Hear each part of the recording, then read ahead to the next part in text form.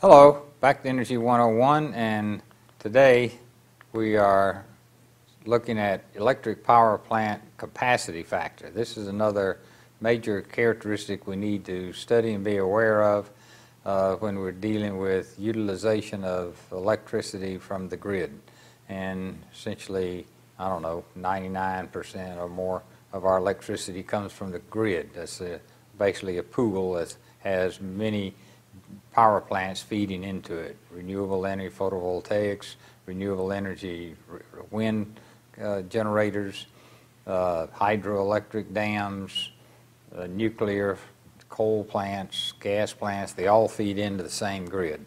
And then at the other end, we pull out some electricity and the power plants are turned on and off and up and down to meet our demand. So, but the demand varies. And so what does the demand that's placed on the grid that the utility servicing the grid and managing the grid has to deal with? Well, time of day is an obvious one. The peak demands, peak electricity usage is during the day, and the lowest is at night, 2, 3 o'clock in the morning. Most factories are closed down, office buildings are closed down, homes are closed down, people are asleep, and so the electricity usage is low. Temperatures are low, by the way, and therefore even air conditioners are lower than the daytime in the south, for instance, summertime, so the air conditioners are unloaded even. But it also changes by day of week that you might not think of at first, because weekdays, Monday through Wednesday, have a higher demand and have a different profile than weekends, Saturday and Sunday. So the utilities have to be prepared to operate differently on Saturdays and Sundays and weekend days than during the weekdays, Monday through Friday. But they also vary in another major way, and that is over longer term by seasons. The winter and summer have a higher demand than the fall and spring. And of course the reason for that is the fall and spring have a low heating need for the space heating when the temperatures are 70 degrees or are fairly comfortable outside. We have to provide less space heating for our buildings and our homes than we do in the winter. And in the summers we have to provide air conditioning in the summers for space conditioning. Fall and spring we don't have to supply as much air conditioning. So you have variations, short-term variations from hour to hour in the day, daily variations from day of week, and seasonal variations with winter, summer, fall, spring. So the utility managing the grid has to deal with all of these ups and downs and be able to meet the highest demand that people ask for when they turn something on, and they also have to throttle things down when the demand is low, because there's no electrical storage system. Electrical storage is very expensive and isn't commercially viable at this point. Hopefully it will be in the future, but electricity can only be generated as people use it. So everything's got to match up. Let's look at this a little more closely, and before we do that we need to look at some definitions. Power capacity of a power plant or a fleet of power plants, either way, is the maximum steady power production capability, maximum being they're running wide open as they're designed to do. It's not like a car trying to run it wide open 120 miles per hour, and you probably can't do that very long before you damage something in a lot of cars. But this is industrial equipment that are designed to operate with maximum rated power in steady state for days or months on end. That's the maximum capacity, or what we call the power capacity. Now that's like speed on your speedometer. In other words, it's measured in megawatts, which we denote by MW, and or kilowatts, which is denoted by kilowatts. Of course, a megawatt is 1,000,000 watts, and kilowatt is 1,000 watts. and that's the rate at which we're using the energy, like miles per hour in your car.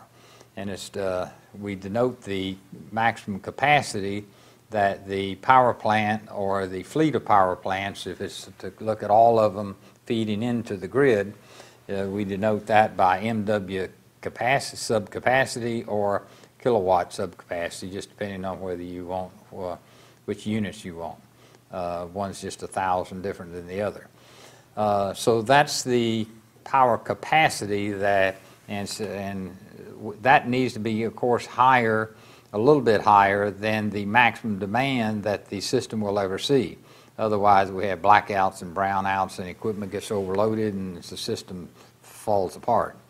But another definition that we'd like to look at is the electrical energy production. That's comparable, using the speed analogy in a car, to the miles analogy.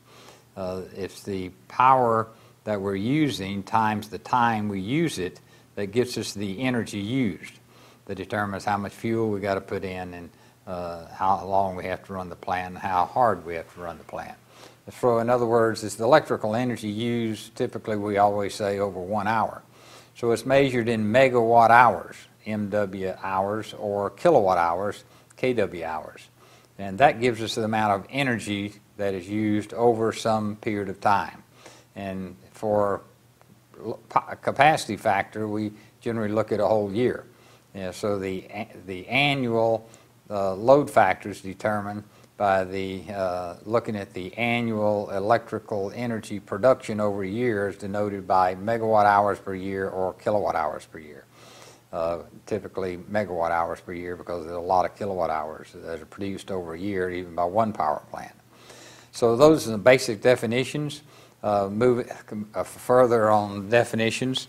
What are the capacity factor, which is the whole point here in discussing, is defined as the megawatt hours that is produced in 1 year, and this is for one power plant. If you look at the capacity factor of a power plant, or it's for a whole fleet of power plants feeding into the grid, you can do it nationally, you can do it for just a region or one utility one part of the grid that is under control by one utility. And that is divided by the megawatts capacity that the power plants are capable of producing if they're run wide open, times 8,760 hours. Now, what's the 8,760 hours? Well, 8,760 hours is the number of hours in a year. So, in other words, if the denominator is the number of megawatt hours that the power plant or fleet of power plants could produce if they ran wide open at rated maximum capacity for every hour of the year. So that's what the denominator is.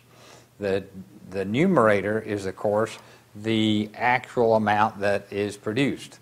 So the number is always less than 1, due to the fact that the capacity's got to be equal to the maximum demand put on the system over the entire year, and that most periods of the year and hours of the year, the demand is going to be less than that. So it's not producing fully every hour of the year, so the numerator was going to be less than the denominator. So it measures electricity produced as a fraction of the electrical energy it could have produced by running maximum output every hour of the year. So that's the definition of the capacity factor. By the way, let me note here that there's also a term that some of you might be familiar with called load factor. And in the load factor definition, it's a small difference, hopefully small in most cases. The denominator is not megawatt capacity, but the peak load seen throughout the year. And the power plant capacity needs to be slightly greater than the maximum load that the system or power plant ever sees during the year, in order to, say, 10% higher, in order to maintain control of and be able to keep from going unstable for stability purposes. So some nuances there. But capacity factor and load factor are very similar, except the capacity factor will always be a little bit lower than the load factor because the use megawatt peak demand during the year rather than the megawatt capacity of the system. So let's look at an example here. Well, let's take a nuclear power plant. Nuclear power plants, I picked that one because that one has the largest, highest capacity factor. And take a large 2-unit, typically they're built in 1,000 megawatt units, and if you take a 2-unit nuclear plant that has a capability of producing 2,000 megawatts on a continuous basis, that's the capacity. And let's assume that you measured the actual output of that plant over the year, and it was 15 million megawatt hours. That's the actual energy that's produced. But it could produce how much? It could produce 2,000 megawatts times times 8,760 hours. That's what it could have done, but it actually did 15 million. Well, if you run the numbers out, I believe you get an 86% capacity factor. Well, that's a high capacity factor, but in fact, nuclear plants typically run about 90%. And there's several reasons for that, but well, number one, it shows the reliability. The maintenance, they're down for maintenance around 10% of the time. And that's scheduled maintenance. You hopefully don't have unscheduled maintenance, particularly in a nuclear plant, but you may have. As any plant may have some unscheduled maintenance where something goes wrong and that you weren't prepared for and didn't expect. If you expected it, you replaced that part or did the maintenance during the annual maintenance period when you take the plant down for maintenance. So nuclear plants are pretty well base loaded. The fuel cost is very low compared to fossil fuels, and therefore they can run them if they've already got them built and they want to run them rather than running a coal-fired or gas plant where they have to buy fuel for it. But if you look at the U.S. fleet as a whole, if you take the entire capacity of all power plants in the U.S. and add them together and divide that into the annual megawatt hours that are produced and used in the country, then you come out with a 40 to 50% capacity factor. Now, what that means is, and this was my whole point here, is that only about less than half of the U.S. power plant capacity is used at any one point in time. On the average, over the average over a year, we're utilizing half of or less of the power plant capacity. Sometimes it's 20, 30%. Other times, or a few hours normally, it's like 90%. But over average, so it's only 40 to 50. So we got a lot of excess capacity except during the peak hours in the year, which normally occurs during the hottest afternoons, late afternoons in the summer when there's a very large air conditioning demand. That's generally when your annual peak will occur.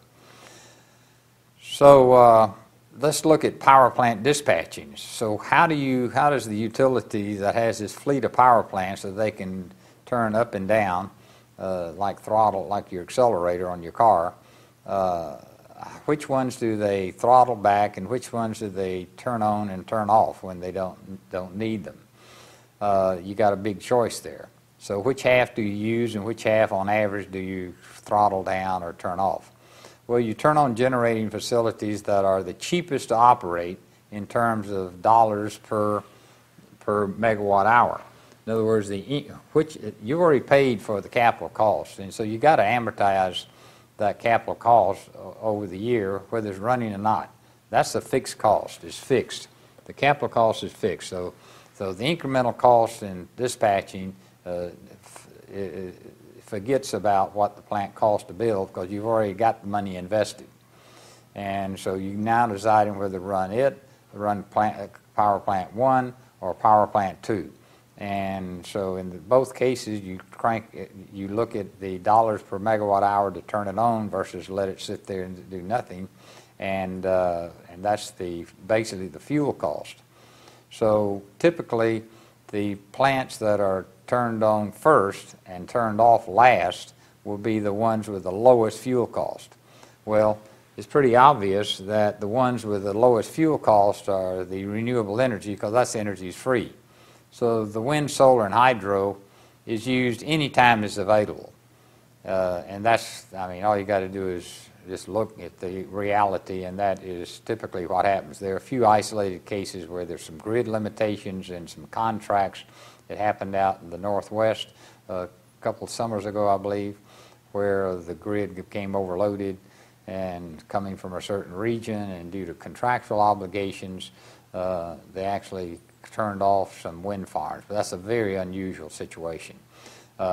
Basically in that same category, though, is nuclear, because not only is the fuel cost for nuclear very low, but also they're much more difficult to turn on and off. You have to turn them up and down very slowly. It takes days to crank up a nuclear plant and turn it down and turn it off.